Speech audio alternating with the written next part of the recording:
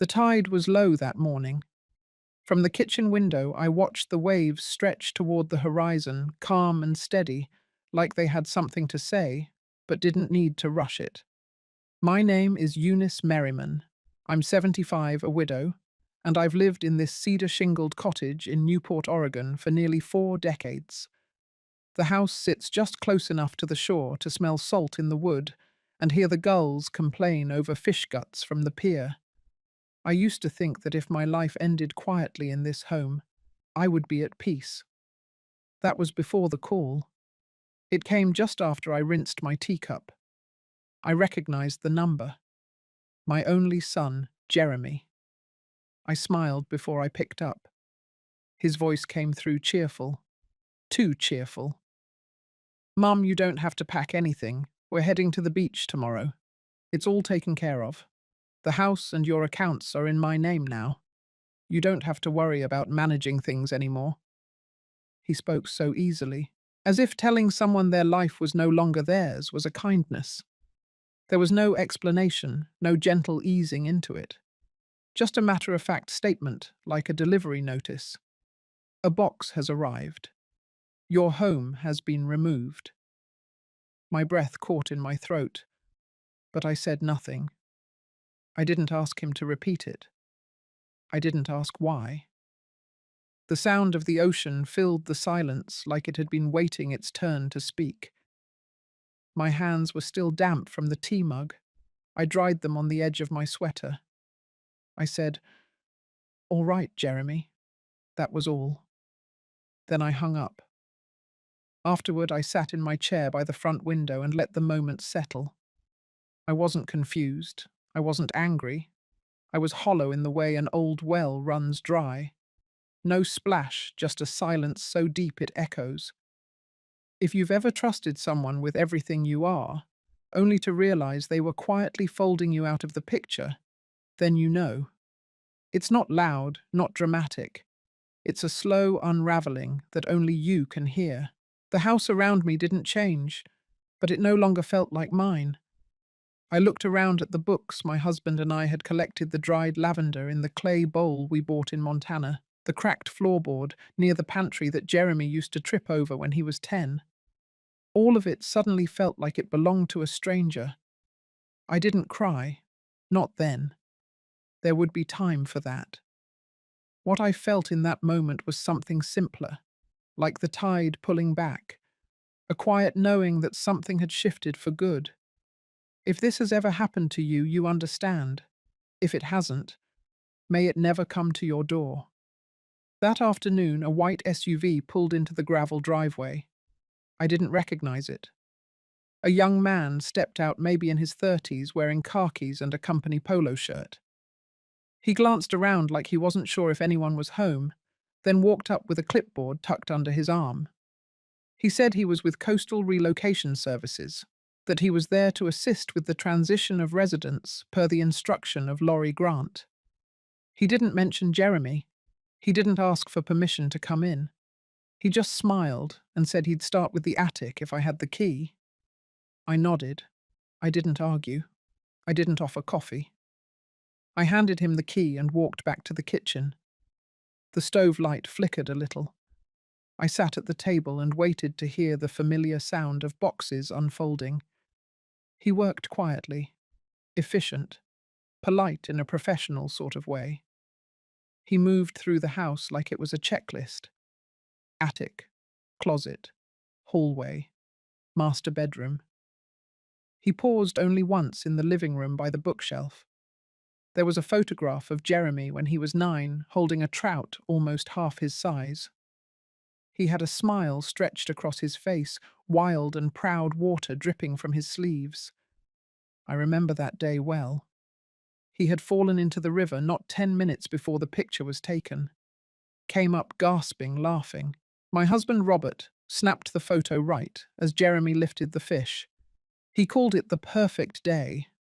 Now that photo was gently wrapped in bubble wrap and placed in a labeled bin. By dusk, most of the upstairs was packed. The man gave me a carbon copy of an itemized inventory. There was a second page unsigned, titled Future Distribution Plan. At the top it read, "Owner of record Jeremy Merriman." Not a word about me, not even listed as a tenant. I looked at the name Laurie Grant. I had only met her once briefly 3 years ago. She had come to Thanksgiving wearing high heels and a ring the size of a marble. She spoke about wealth management, about restructuring for longevity, about how older generations should consider reallocating assets for those still building. She used terms like passive capital and generational rollover like it was natural to speak that way in a home full of hand-knit quilts and turkey stuffing. I remember her shaking my hand with both of hers and saying how she hoped I wouldn't feel too overwhelmed when the time came for change. I thought she meant aging. I didn't realize she meant replacement. That evening, I received an email from the credit union. My online access had been suspended.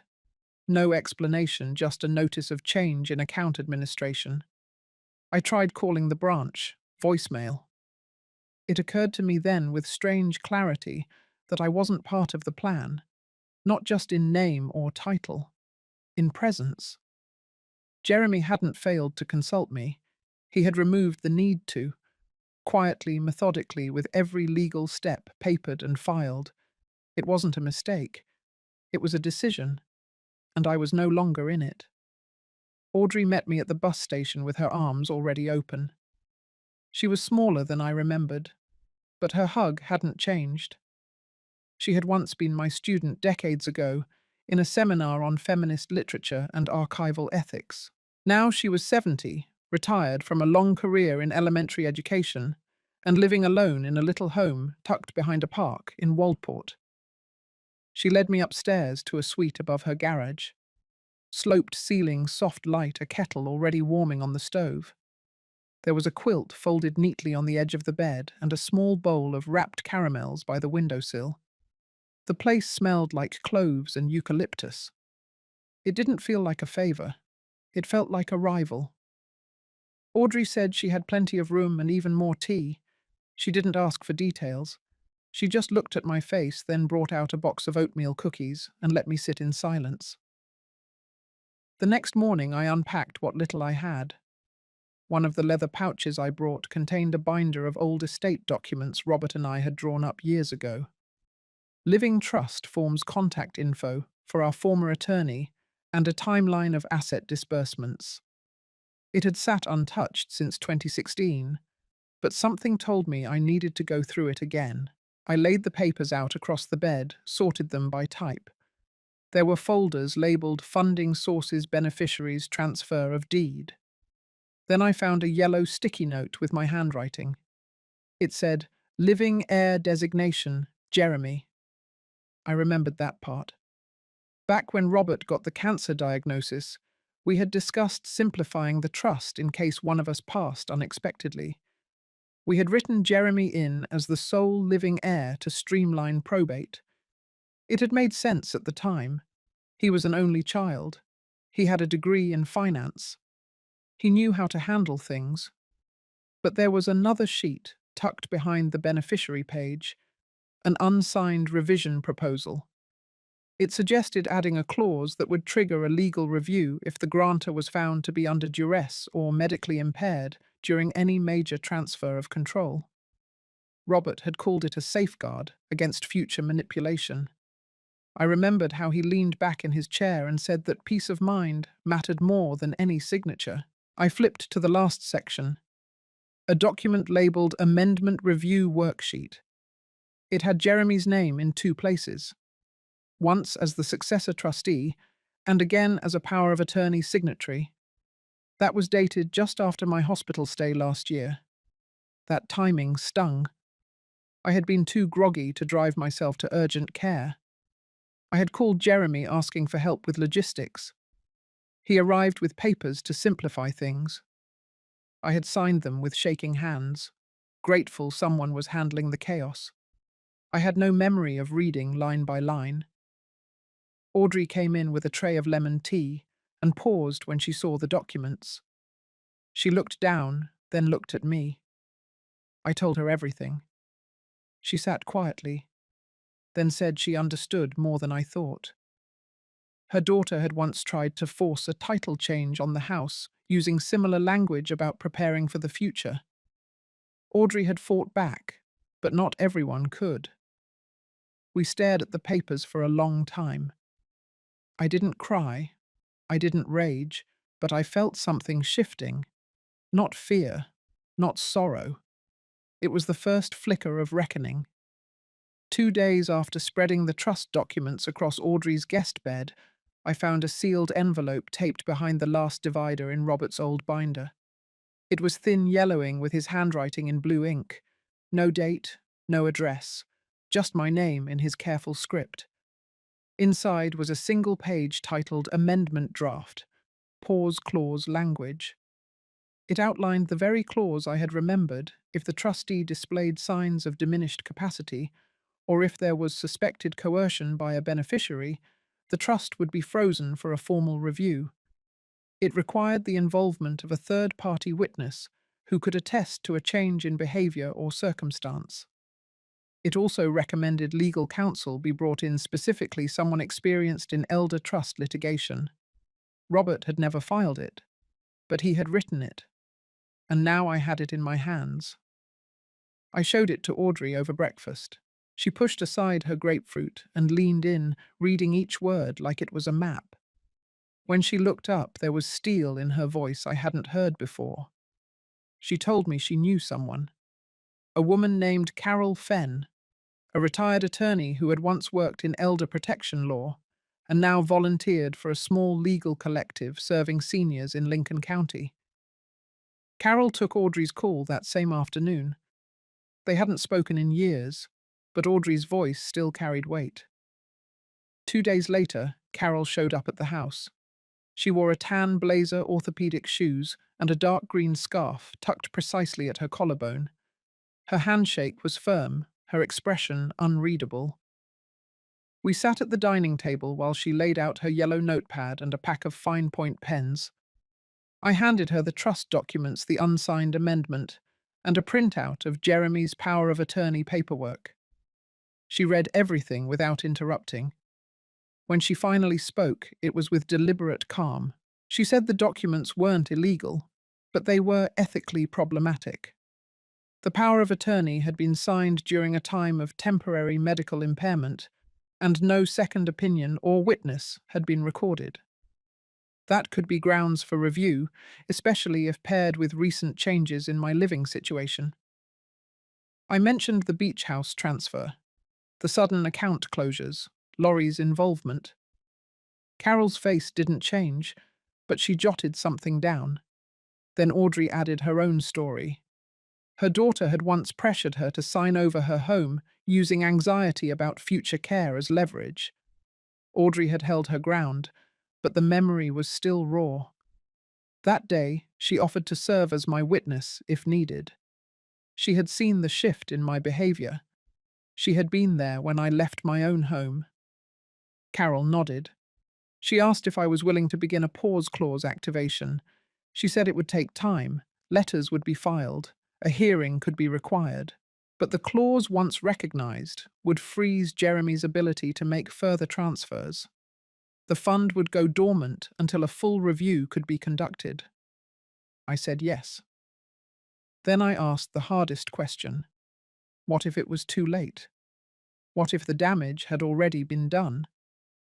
Carol looked me in the eye. She said trust law is not about undoing everything. It is about pausing the harm before it becomes irreversible. That night, I sat on the edge of the bed with the envelope Robert had written. I didn't cry. I didn't pray. I placed it in a new folder, labeled it Evidence, and sealed it shut. Not for memory, for action. The hospital envelope arrived mid-morning, stamped in red with the word "Rissued." Audrey brought it up to the attic suite, along with a fresh pot of coffee. She didn't say a word, just placed it on the corner of my desk and walked away. I sat there a while before opening it.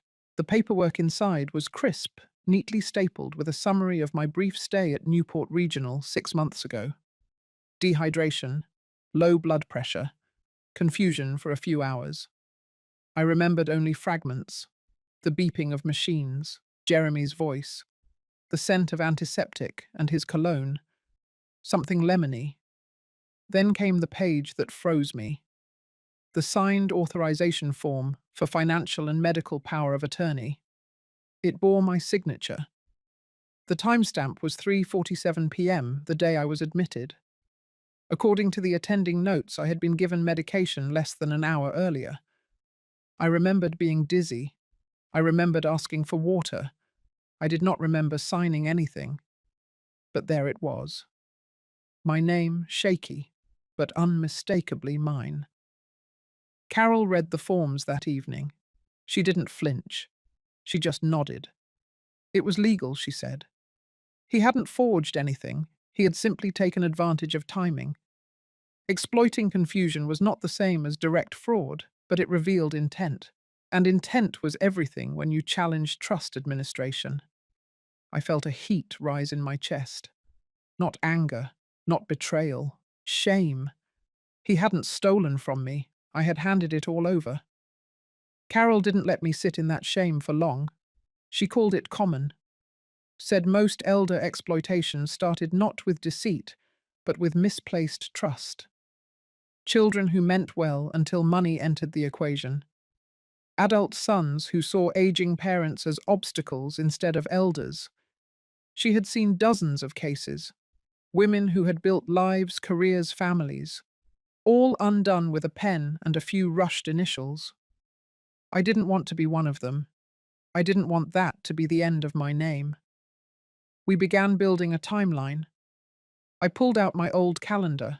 I still kept a paper one thick and bound in blue cloth. I flipped through pages and circled dates. The hospital visit. The account closures. The day Laurie showed up with the moving van. The week Jeremy blocked my calls. Each mark was a breadcrumb. Carol had me gather every statement I had access to. Audrey dug through my email backups, finding correspondence from our old bank. Together we found evidence that Jeremy had rerouted statements to a new address within 3 days of gaining power of attorney. It wasn't criminal, not yet. But it wasn't accidental either. That week I did something I hadn't done in a long time. I wrote a letter. Longhand. Not to Jeremy. Not to Laurie. To Robert. It wasn't a confession. It was a reckoning. I told him I had failed to protect what we built, that I had trusted too easily, that I had not seen the difference between love and control. Then I wrote another one, to myself, just 3 lines. You are not disposable. You are not confused. You are not finished. I folded the second letter into my wallet. Not for comfort, for reminder. Because there would be more papers ahead, more documents, hearings, explanations. And when the doubt came again, when my own memory wavered and my knees went soft, I would pull it out and read those lines again. I did not lose my life. I gave it away piece by piece. But that also meant I could start claiming it back, page by page. The following Monday, I met Carol at a quiet tea room tucked behind the old city library. She preferred to avoid her office for conversations like these. Less clinical, she said. I appreciated that. We sat in a corner booth where the noise faded into the soft clink of porcelain. Carol took out a folder and laid it flat between us. On top was a single sheet labeled Merriman Living Trust Addendum B. It was the pause clause. Robert had added it during our last revision of the trust just 2 years before he passed. It stated that any major redistribution of assets could be temporarily frozen for up to 6 months if signs of undue influence, incapacity, or coercion were brought to light and confirmed by 2 credible sources. It was written in simple terms, designed not for courts, but for protection. A safety net for someone like me if the time ever came when I might lose clarity. We had never imagined it would be used against our own son. Carol explained the process. We needed an affidavit stating a change in my behavior that aligned with possible undue influence. A witness, a timeline. supplementary documents that could point toward manipulation or impaired judgment. Audrey volunteered without hesitation. She wrote a statement that detailed my behavior before and after the hospitalization, how I had gone from discussing book circles and donation plans to growing withdrawn, anxious, and confused. How Jeremy had started visiting less but calling more, and only when Laurie was in the picture. How I stopped making decisions on my own. Carol read it aloud once, then slid it into the folder.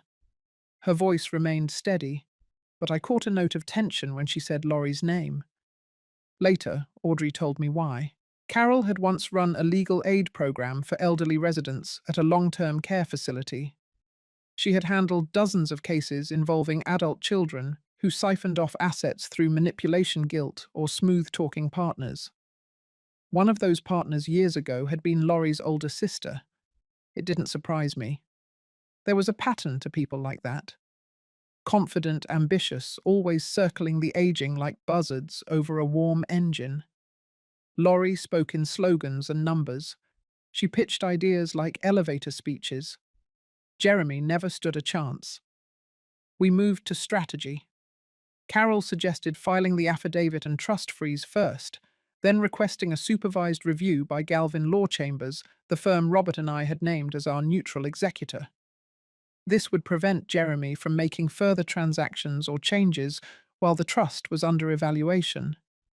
She also recommended documenting all recent activity phone logs, email chains, paper trails from the IRA account, and house title. I pulled out the manila folder I had been assembling for days. She smiled as she added it to her own. That evening, Audrey helped me craft a second affidavit. One from me. It wasn't dramatic. Just a clear, factual account of the weeks surrounding my hospitalization, the documents I had signed, and the consequences that followed. I didn't write about betrayal. I didn't write about grief. I wrote about names on forms, closed bank branches, unreturned calls. I left space for the pain to settle later. We mailed the documents the next morning. As we walked back to Audrey's, the breeze from the bay cut across the sidewalk and lifted the ends of my scarf. For a second, I felt almost weightless. Audrey nudged my shoulder. "One step at a time," she said. And it was true. The damage hadn't happened overnight. Neither would the undoing. But that morning, with my name freshly written and my words sealed in an envelope, I felt something I hadn't in weeks. I felt the beginning of weight returning to my spine. And that was enough for now. Audrey's kitchen table became my command center. I cleared a space between her old sewing machine and the stack of puzzle boxes she never quite got to. Each morning, I made tea, turned on the desk lamp, and pulled out the manila folder where I had started to piece together a narrative. Not a dramatic story, just facts. Dates, numbers, names. It started with the email logs. I printed out every exchange between me and Jeremy from the past year. Messages about bank transfers, digital forms, routine updates that no longer felt so routine. Then came the phone records showing a sudden drop in my outgoing calls after the hospitalization. Fewer conversations with friends, fewer appointments scheduled. More messages from unknown numbers, most traced back to companies affiliated with Laurie. Next were the forms themselves. The ones I signed during that foggy week in the hospital. I lined them up in order: the general power of attorney, the living trust amendment, the updated deed. I didn't even recognize my own handwriting on some of them. I paused over the signature on the house transfer form. It was mine, but it looked rushed, uneven. There was a small ink smudge near the bottom corner, as if I had signed it while sitting up in bed. I took out a blank page, wrote my name slowly, then again, a little faster. I studied the curve of the letters. I was still here. I was still me. That thought anchored me. By the end of the week, I had filled a binder with labeled tabs: communications, legal documents, financial statements, witness affidavits. Audrey helped me organize everything chronologically. Carol sent over a checklist of supporting documents that would strengthen the review. Each night, I wrote in a separate notebook. Not legal notes, just observations. I jotted down what it felt like to lose your own reflection in the mirror, what it meant to go quiet, because no one seemed to hear you anymore. I didn't know if those pages would be useful later, but they helped me understand what I had given up and what I still had power to reclaim. In the afternoons, I sometimes walked to the edge of the bluff near Audrey's house. The ocean was louder there, the wind unfiltered. One afternoon, I watched a gull dive toward a rock and pull up at the last moment, banking hard into the wind. It made no sound, just moved, deliberate, sharp. That night, I added another section to the binder. It was labeled Rebuilding. I started listing the assets that remained untouched. A joint savings account Robert and I had set up in 1994, still in my name. A small parcel of land outside Florence that Jeremy didn't even know existed. A few rare books from Robert's collection stored in archival boxes in the attic. Pieces of my life that were still mine. I photocopied my old library badge and slipped it into the front pocket. It reminded me of who I was before the titles were stripped away. Elder, mother, widow, librarian. That one still held weight. By the following Monday, Carol had everything she needed to initiate the formal pause review. She filed the paperwork with Galvin Law Chambers. A week later, we received confirmation. The trust was frozen pending evaluation. No changes could be made without oversight. The house, the accounts, even the digital access, all locked. I stared at the final confirmation email and exhaled slowly. The fight wasn't over, but something had shifted. It wasn't just that I had taken steps toward justice. It was that for the first time in months, I had spoken in a language Jeremy couldn't twist. A language written in forms and timelines and legal citations. I didn't need to yell or beg. I only had to show the truth. Typed, filed, stamped. And soon it would speak louder than anything he had tried to bury. It was Audrey who first brought it up. She had come back from her morning walk, a folded flyer clutched in her hand.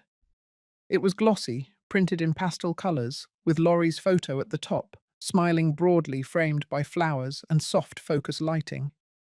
The heading read, Coastal Women's Renewal Fund, Supporting Dignity for Seniors. I stared at it confused.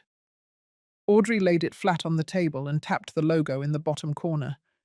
It matched the one I'd seen weeks ago on an unfamiliar withdrawal from my Community Foundation account. That name had sounded like one of the groups I used to support, back when Robert and I set up the Legacy Endowment. But now I looked closer, and the details weren't right. I never approved funding to anything by that title, especially not one spearheaded by Laurie.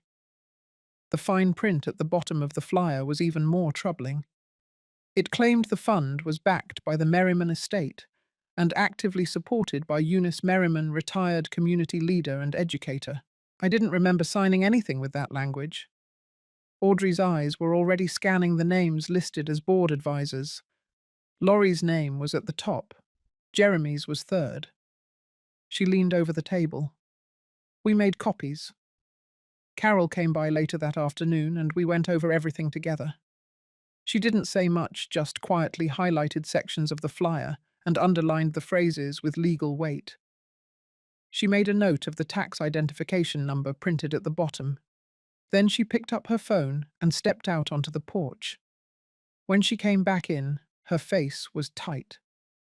She explained that the organization had recently filed for state-level grants in both Oregon and California, listing my name and signature as their founder. That signature, she added, didn't match the one on any other official documents filed this year. There it was. I had assumed the worst had already happened. I thought being pushed out of my own home, stripped from my financial identity, and left adrift was enough. But this was different. This was Jeremy and Laurie stepping into the public using my name, not just to take from me, but to gain access to money meant for others. Community funds. grant money, public trust. They were using the respect I had built across decades to polish their scheme. Audrey sat beside me and didn't speak for a while.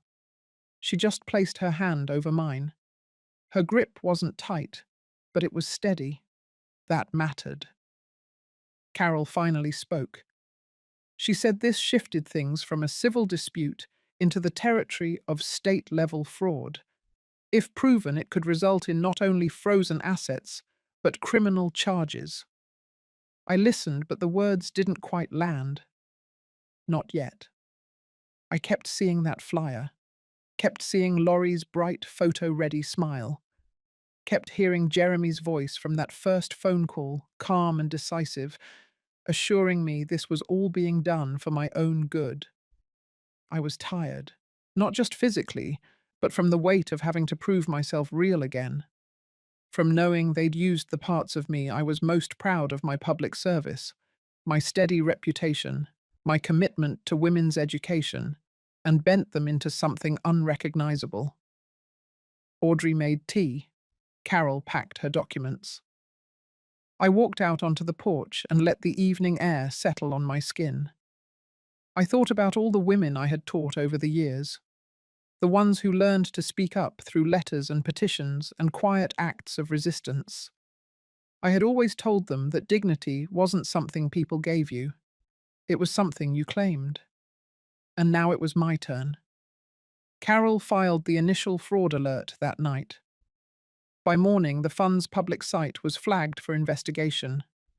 An email came in from Galvin's office confirming that all financial activity involving my estate would be under temporary lockdown until further legal review.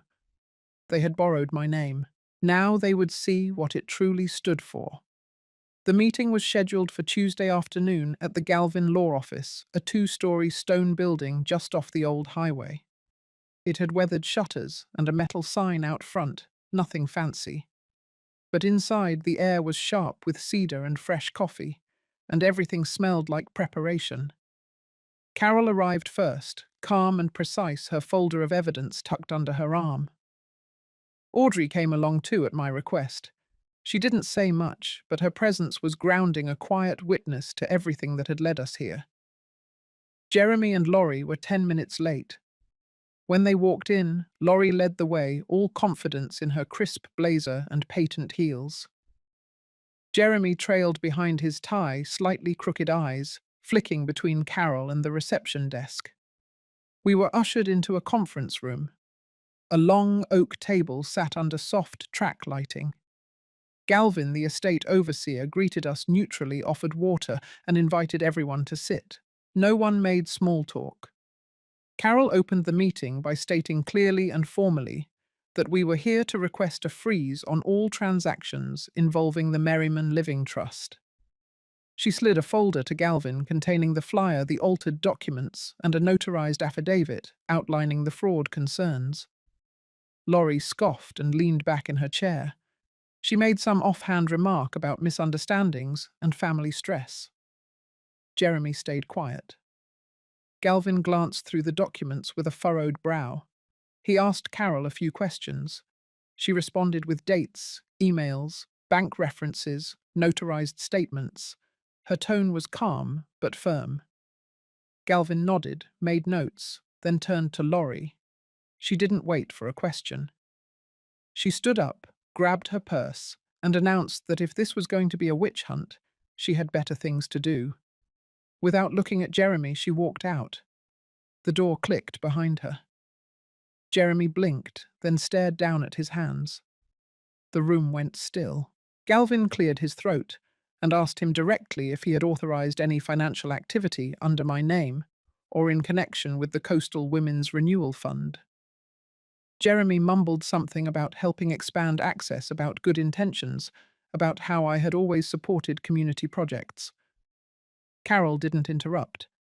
She simply placed a second folder in front of him. Inside were screenshots of emails signed with my forged signature, check deposits under his name, and grant requests citing my past work. Jeremy didn't argue.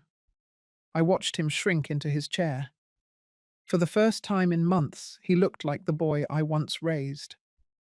Not the man who had called me and calmly stripped away my life, but the teenager who once stood on our deck and asked if the ocean would ever swallow the house. He said he didn't know it had gone that far, that he hadn't read everything Laurie filed, that he thought it was temporary just to stabilize things. Galvin glanced at me. I nodded once. Carol then requested on my behalf an immediate freeze on all trust-related activity. Galvin agreed. He would submit the pause clause activation paperwork by end of day and inform all affiliated institutions of the status change. It was done. The legal process would stretch for months, maybe longer. But the damage had been halted. For now, no one could move, alter, or access anything related to my name, my estate, or my late husband's legacy. Jeremy stood, but I didn't. He started to say something. Maybe sorry, maybe explanation. I didn't ask. Outside, the sun had started dipping behind the hills, casting long shadows across the parking lot. Audrey helped me into her car. Carol followed in hers. In the rearview mirror, I saw Jeremy standing alone on the law office steps, hands shoved in his pockets, looking smaller than I remembered. Not every confrontation ends with yelling. Some end with silence and a locked door behind you. Carol's paperwork moved fast. Within 48 hours, the freeze was confirmed across all major accounts and assets tied to the Merriman Living Trust. Letters went out, logins locked. Any attempt to transfer, withdraw, or modify details would trigger a legal notification and inquiry. I stayed at Audrey's for the week, letting things cool down. She gave me space, only checking in during coffee refills, or when the late-night news turned too grim to bear alone. On Thursday, a letter arrived from Galvin's office. It was a formal invitation for both parties to provide supplemental statements regarding the trust and the misuse concerns. There was nothing dramatic in the wording, but underneath it was a quiet demand for reckoning. Jeremy called that night. I didn't pick up. 2 days later, he knocked on Audrey's door. He looked tired. Not in the way people look after a long trip or a restless night, but the kind of tired that starts behind the eyes and sinks into the bones. Audrey stepped aside without a word and left us alone in the kitchen. He sat across from me, hands wrapped around a mug of untouched tea. No Laurie, no excuses. Just silence thick as soup. Finally, he spoke. He started by saying he had never meant for it to become this, that Laurie had ideas and spreadsheets and ambitions, and he went along because it seemed organized, efficient. That word lingered in the air like smoke. I didn't respond. He kept talking about how scared he was when I got sick that day, how he panicked, how the power of attorney papers felt like a safety net. Then how that safety net slowly turned into something else, something that gave him control, and how control once tasted becomes its own kind of drug. He said he didn't even notice when the lines blurred, when he began speaking on my behalf without telling me, when my voice became optional in conversations involving my own estate. He didn't plan to hurt me, but at some point, not hurting me was no longer part of his plan at all. I still said nothing. He looked at me then, really looked, and asked what I wanted. I looked out the window. The hydrangeas had started to bloom in Audrey's yard, soft purple clouds against the rusted fence line. I turned back to him. I told him I didn't want anything. That was the point. I didn't want revenge. I didn't want apologies carved out of guilt. I didn't want a clean-up crew for what had already been so carelessly torn apart. What I wanted was never asked in the first place. He looked away. And in that pause, I saw the real fracture, not between mother and son, but between what we once were and what we had allowed ourselves to become. Carol had told me not to make any binding agreements in private. So I didn't. I simply told him the truth, that the documents had been frozen, that the investigation would run its course, that his name could be removed if he stepped down willingly, and that he needed to make peace with the idea of earning trust the slow way. He nodded, not like a man agreeing, but like one admitting he had no fight left in him. He stood paused by the doorway and asked if I was going to come back home. I didn't answer, because in that moment the house wasn't what mattered. It was the name on the deed, and whether I still believed I had the right to claim it. He left. No promises, no handshakes, just a quiet retreat. Sometimes grief doesn't howl, it sighs, and in that sigh something ends, and something else quietly begins. The hearing was quiet. No witnesses took the stand, no gavel slammed, no shouting matches between lawyers. It wasn't that kind of trial. The judge reviewed the paperwork Carol submitted, spoke to each party individually behind closed doors, and called it a sensitive matter involving potential exploitation within family structures. That was the official phrasing. The outcome came 2 weeks later in a plain envelope. The court accepted the pause clause. The trust would remain frozen for 6 months. All activity halted.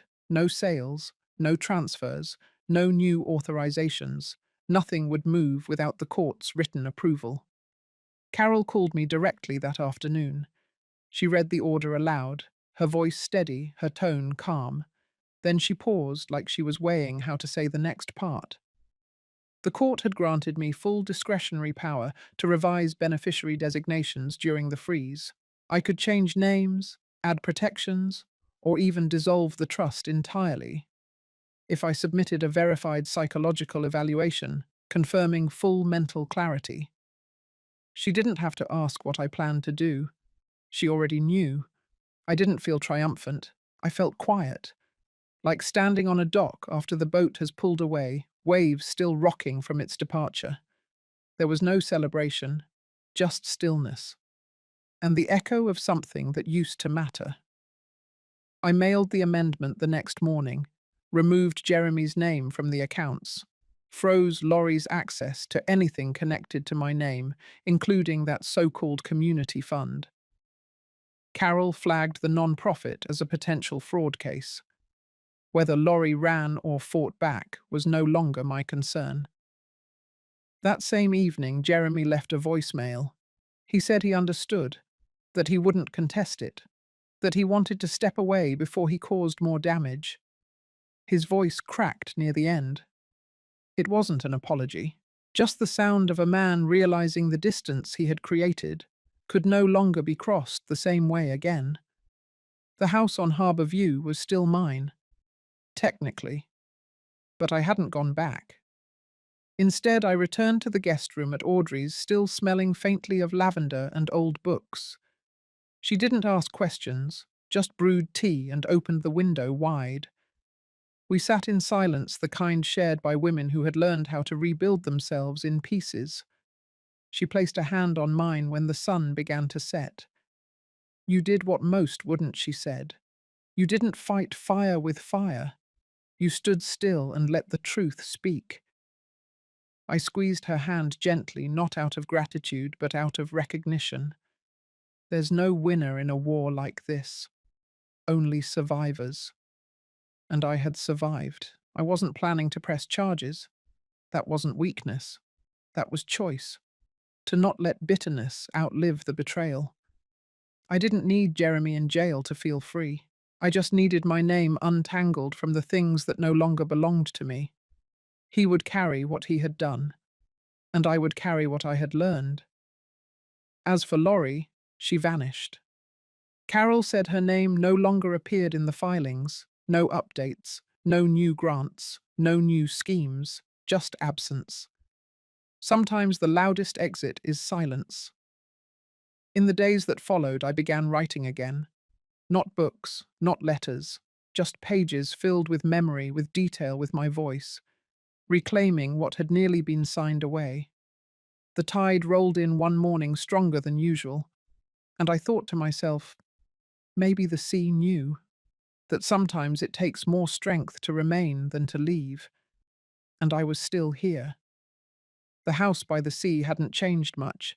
The wind still slipped through the window panes in the early morning.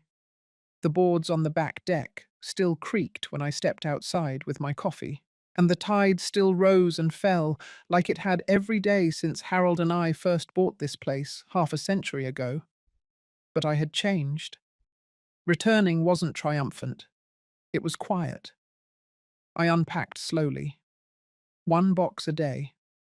I found our old wedding photo tucked behind yellowing papers. I placed it near the window where the sun touched it first every morning. It wasn't about remembering him.